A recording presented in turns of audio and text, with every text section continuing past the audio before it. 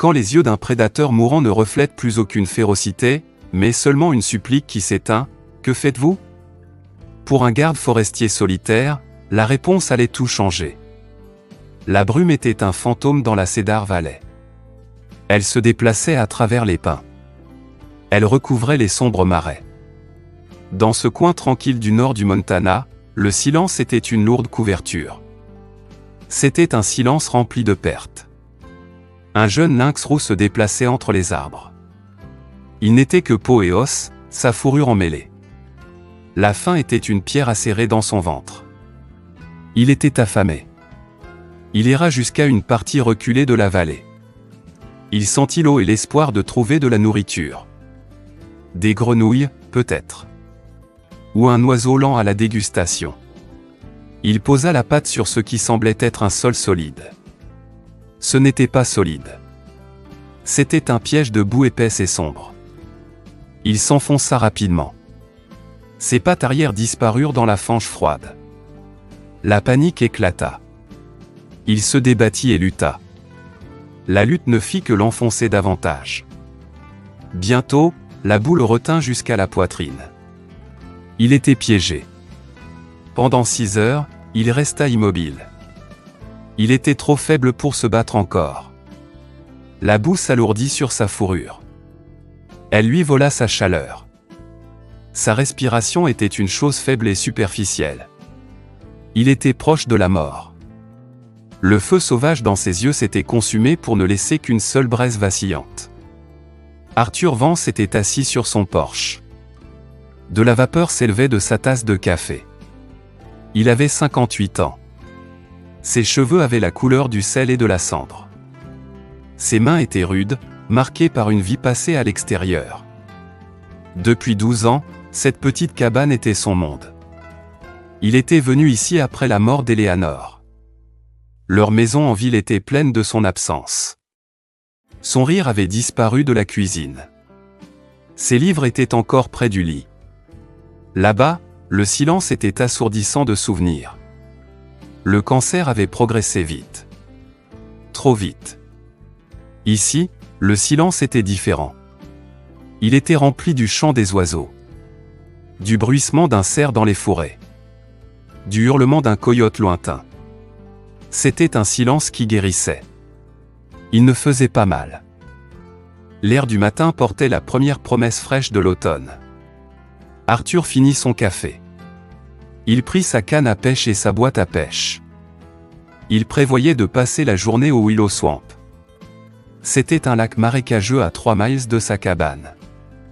La pêche à l'achigan y était bonne. Peu de gens y allaient. Le terrain était accidenté. La boue sur les bords était profonde et avide. À des miles de là, le jeune lynx roux perdait son combat. Il avait à peine 1 an. Un mâle en bonne santé de son âge serait fort et lourd. Il n'était que l'ombre de cela. Une voiture sur l'autoroute avait tué sa mère 2 semaines plus tôt. Elle avait été son professeur. Sa pourvoyeuse. Sans elle, il ne savait pas chasser assez bien pour survivre. Ses côtes pressaient contre sa peau. Ses yeux ambrés et vifs étaient ternes de faim. Il avait attrapé quelques souris. Ce n'était pas assez. La douleur lancinante dans son estomac le poussait à avancer. Elle le chassait du territoire qu'il connaissait. Elle le mena ici, vers la promesse de l'eau. Il vit le marais. Il vit les oiseaux le long du bord. Sa prudence était un mince bouclier contre son besoin désespéré. Il fit un pas. Puis un autre. Le sol céda. Maintenant, 6 heures plus tard, tout ce qu'il pouvait faire était de respirer. Chaque souffle était un gémissement sourd et douloureux. Arthur pêchait depuis 2 heures. Le soleil était chaud sur son dos. L'eau clapotait doucement contre sa petite barque. Il avait 3 beaux achigans sur sa ligne. Il pensait à rentrer chez lui. Puis il l'entendit. Le son était très faible. Il pensa presque que c'était le vent. Mais il l'entendit à nouveau. Un gémissement bas et triste. Il venait de l'autre côté du marais. Sa première pensée fut une personne. Un randonneur, peut-être. Quelqu'un qui n'avait pas respecté le marais s'était mis dans le pétrin. C'était déjà arrivé. Arthur remonta son ancre. Il démarra le petit moteur de sa barque. Il se déplaça prudemment à travers les roseaux et les eaux peu profondes. Il suivit le son. Le lynx roux avait essayé de s'appuyer sur une bûche immergée. Ses pattes avant y reposaient, mais elles n'avaient plus de force. La boue qui le recouvrait commençait à sécher. C'était comme une lourde couche d'argile, le clouant au sol. Les faibles gémissements étaient le seul signe qu'il était encore en vie. Arthur coupa le moteur. Il dériva plus près du rivage. Il vit la forme dans la boue. Son cœur se serra. On aurait dit une petite statue. Un animal fait de terre, fondant lentement pour y retourner. « Oh, mon garçon !» murmura Arthur. Sa voix était rauque d'émotion. « Que as-tu fait ?» La tête du lynx roux bougea un tout petit peu. Ses yeux troubles se tournèrent vers le son de la voix. Il n'y avait pas de peur en eux. Pas de colère sauvage. Il n'y avait qu'une faible lueur. Une vague question. Une supplique. Arthur connaissait les animaux sauvages. Il savait qu'un prédateur piégé était la chose la plus dangereuse dans les bois. Un animal blessé pouvait trouver un dernier sursaut de force. Il pouvait attaquer avec ses dents et ses griffes. Mais il regarda dans ses yeux. Il vit autre chose. Il vit une créature qui abandonnait. Il vit une vie sur le point de s'éteindre. Et il sut qu'il ne pouvait pas laisser cela arriver. Il guida sa barque vers une parcelle de terrain qui semblait plus solide. Il descendit, testant son poids. Il prit la corde qu'il gardait toujours dans sa barque. Ses mains, habituellement si fermes, tremblaient un peu. Il fit une large boucle. Doucement, maintenant, dit-il, la voix basse et calme. Il parlait au félin. Il se parlait à lui-même. « Je suis là pour t'aider. Tiens bon. » Il lança la boucle. Elle tomba trop court. La boule aspira. Il la ramena, lourde et dégoulinante. Il essaya à nouveau. La corde glissa sur le corps boueux et glissant du lynx roux. Arthur sentit une pointe de frustration. Les gémissements devenaient plus faibles. Au troisième essai, il réussit à passer la corde sous les pattes avant du lynx roux. Il fit un simple harnais. Le félin ne bougea pas. Il était trop fatigué pour se battre. Trop fatigué pour aider. Arthur planta ses pieds. Il se pencha en arrière et tira. Ses muscles brûlaient. La boue avait une prise puissante. Elle ne voulait pas lâcher. « Allez » grogna-t-il entre ses dents. « Ne m'abandonne pas. » Ses bottes commencèrent à glisser. Une seconde, il crut qu'il allait tomber. Il crut que le marais les prendrait tous les deux. Il enfonça ses talons et tira une dernière fois de toutes ses forces. Il y eut un bruit de succion humide. Le lynx roux commença à bouger. Un pouce. Puis un autre. Arthur tira, main sur main, jusqu'à ce que le félin soit libre. L'animal s'effondra sur le sol plus ferme. Il n'était qu'un tas de boue et de fourrure. Arthur traîna le lynx roux jusqu'à sa barque. Il était étonnamment léger. Il ne devait pas peser plus de 12 livres. Il le souleva doucement et le plaça sur le plancher métallique. Le lynx roux resta immobile. Ses yeux étaient mi-clos. Sa respiration était superficielle, mais régulière. Arthur pouvait voir à quel point il était jeune. Un chaton, presque. Et si terriblement maigre. Le trajet de retour à la cabane semblait urgent. Arthur poussa le petit moteur aussi vite qu'il le pouvait. Une main sur la barre. L'autre reposait doucement sur le flanc du lynx roux.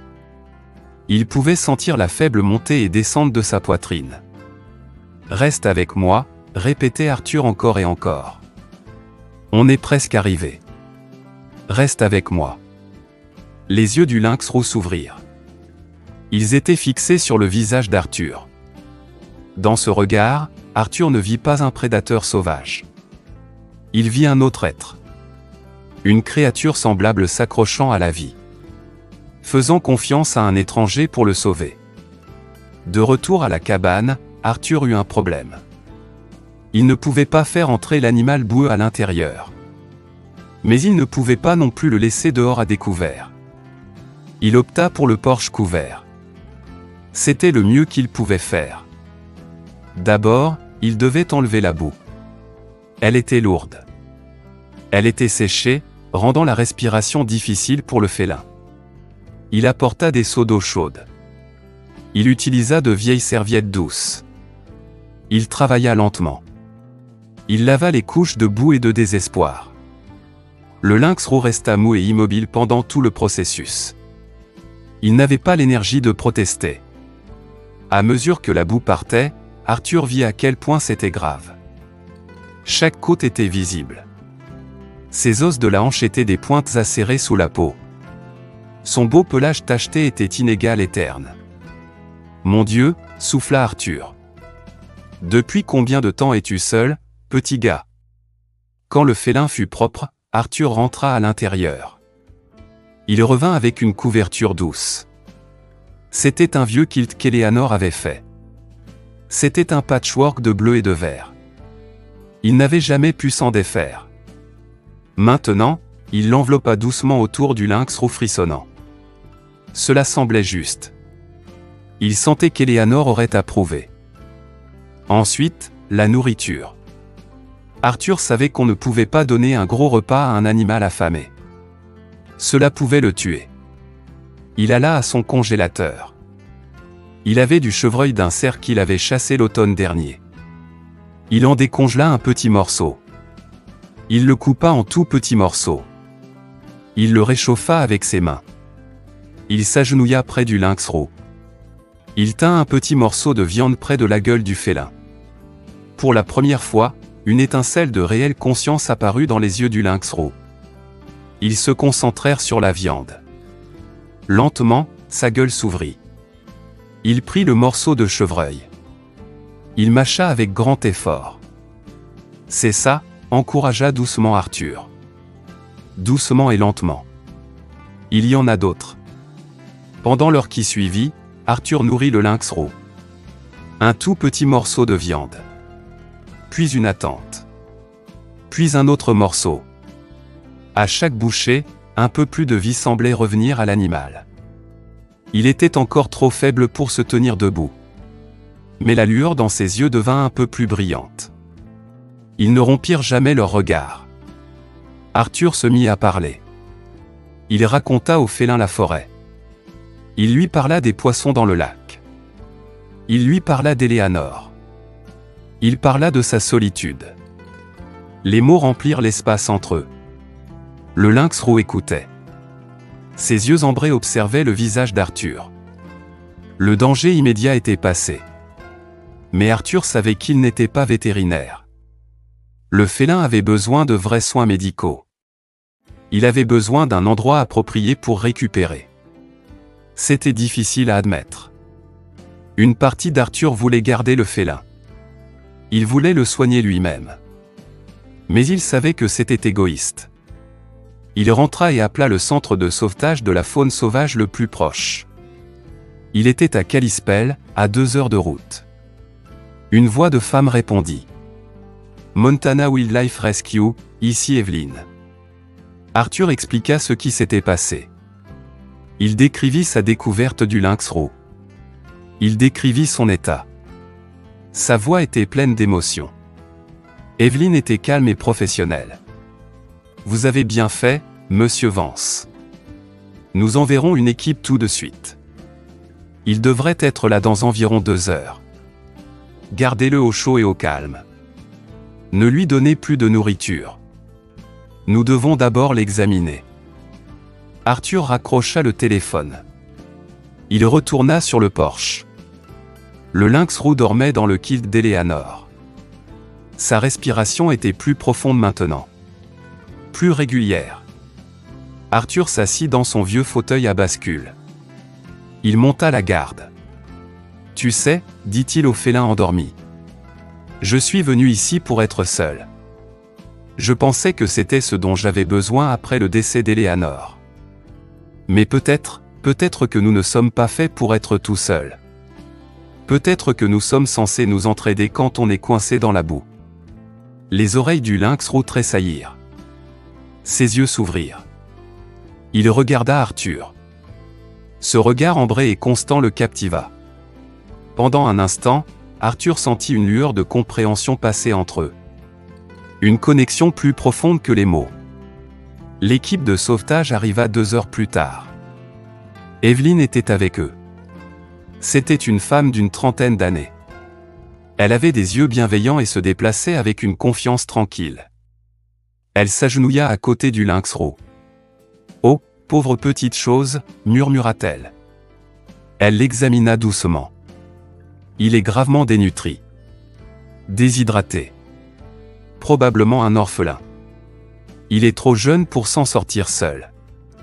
Elle leva les yeux vers Arthur. Vous lui avez sauvé la vie, monsieur Vance. Quelques heures de plus dans cette boue. Elle n'eut pas besoin de finir sa phrase. Arthur hocha simplement la tête. Sa gorge était nouée. L'équipe travailla avec une compétence tranquille. Ils transférèrent le lynx roux dans une cage de transport spéciale. Alors qu'ils s'apprêtaient à le mettre dans leur fourgonnette, Arthur parla. « Est-ce que je peux lui dire au revoir ?» Evelyn sourit chaleureusement. « Bien sûr. » Arthur s'agenouilla à côté de la cage. Il regarda à travers le grillage. Il croisa ses yeux ambrés une dernière fois. Le lynx roux était faible, mais il leva la tête. « Tu vas t'en sortir maintenant » murmura Arthur.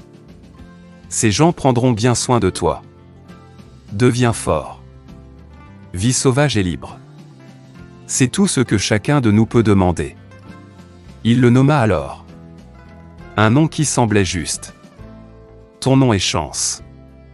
Parce que tu en as une deuxième maintenant. » Le lynx roux cligna lentement des yeux.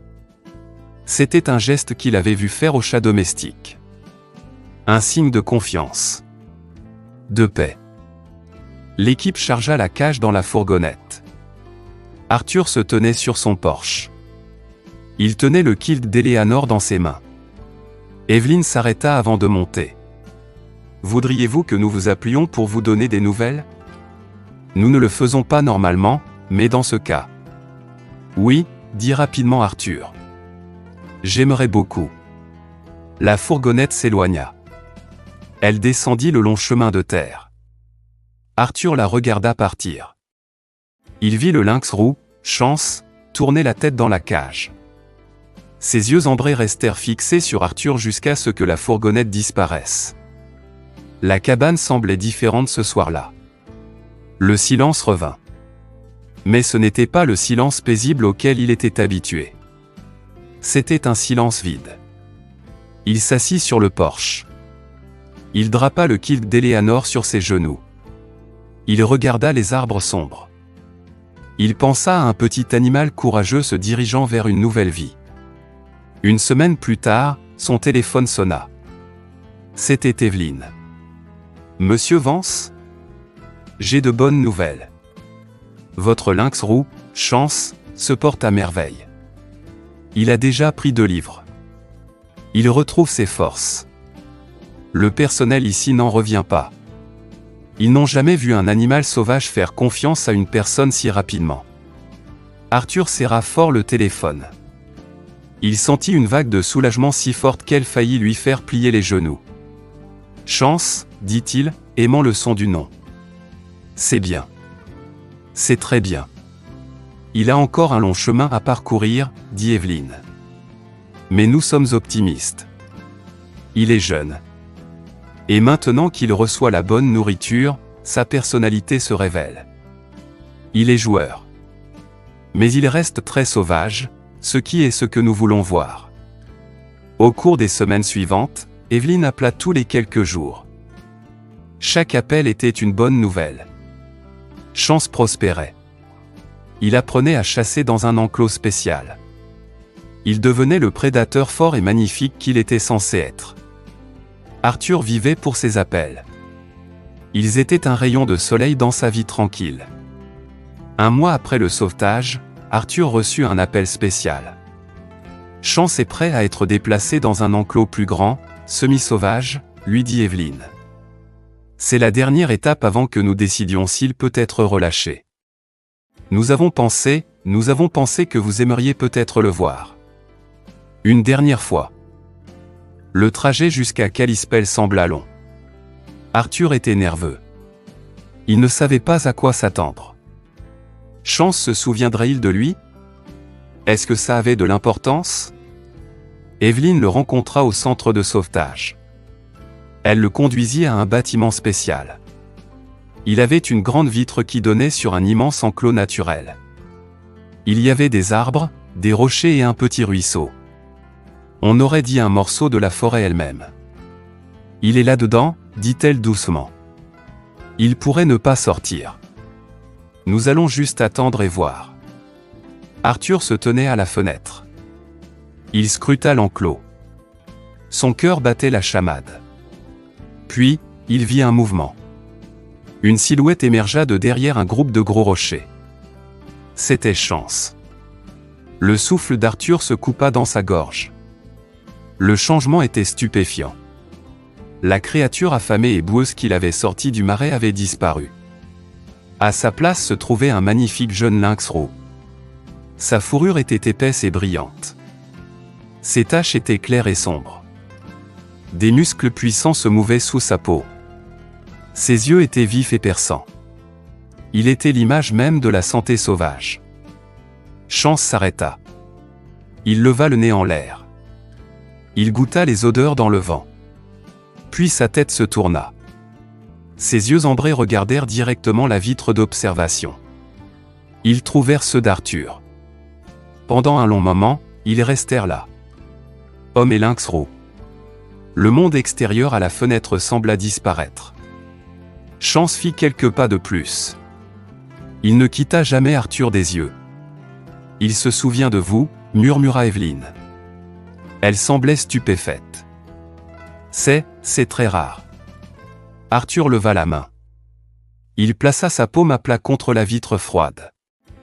De l'autre côté de la fenêtre, Chance s'assit. Il regarda la main d'Arthur. Il regarda son visage. Son regard était constant. Intelligent. Ils restèrent ainsi pendant plusieurs minutes. Une conversation silencieuse. Deux êtres connectés par un moment de crise. Un lien que la distance et le verre ne pouvaient briser. Finalement, Chance se leva. Il cligna lentement des yeux. Pour Arthur, cela ressemblait à un hochement de tête. Un adieu.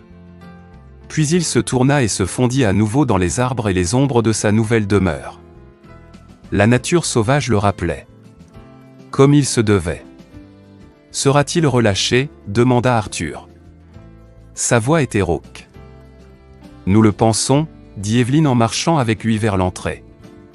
Il montre tous les bons instincts. Nous croyons qu'au printemps, il sera prêt. Nous avons trouvé une zone de nature sauvage protégée. Ce n'est pas loin de votre vallée, en fait. Bonne chasse. Pas de route principale. Il aura une vraie chance là-bas. Arthur rentra chez lui le cœur rempli. La solitude qu'il portait depuis si longtemps semblait plus légère. Elle n'avait pas disparu. Mais elle était rejointe par autre chose. Quelque chose de chaud et d'optimiste. Cette nuit-là, il s'assit sur son porche avec le kilt d'Eleanor. Il regarda la forêt. Quelque part là-bas, Chance redevenait sauvage. Il apprenait les leçons que sa mère n'avait jamais eu la chance de lui enseigner. Et quelque part dans l'esprit du lynx roux, Arthur espérait, il y avait le souvenir d'une main bienveillante. D'une voix douce. La preuve que l'aide peut venir des endroits les plus inattendus. Les saisons changèrent. L'hiver couvrit la vallée d'une épaisse couche de neige et de silence. Le printemps arriva, et le monde redevint vert. Avec le printemps vint un autre appel d'Evelyn. Chance était libre. Il avait été relâché une semaine plus tôt. Il s'était immédiatement adapté à sa liberté. Il avait disparu dans les bois avec la confiance d'un animal qui était enfin chez lui. Nous lui avons mis un collier de suivi temporaire, ajouta Evelyne. Juste pour le surveiller pendant les premiers mois. Il a déjà établi un territoire. C'est à environ 10 miles au nord de votre cabane, monsieur Vance. Il se porte à merveille. Arthur sourit. Un sourire profond et sincère qui atteignit ses yeux. 10 miles. Assez proche pour être un voisin. Assez loin pour être libre.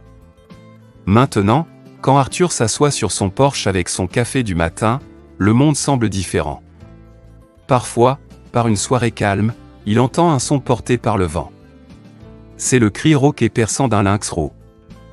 Un son fier. Un son sauvage. Il aime à penser que c'est chance. Marquant son territoire. Annonçant au monde qu'il est là. Qu'il a survécu. Chaque fois qu'il l'entend, Arthur lève sa tasse dans un toast silencieux. Un salut à l'âme sauvage qu'il a aidé à sauver. Et qui, d'une certaine manière, l'avait aidé à le sauver. La nature sauvage n'était plus un endroit où se cacher de son chagrin.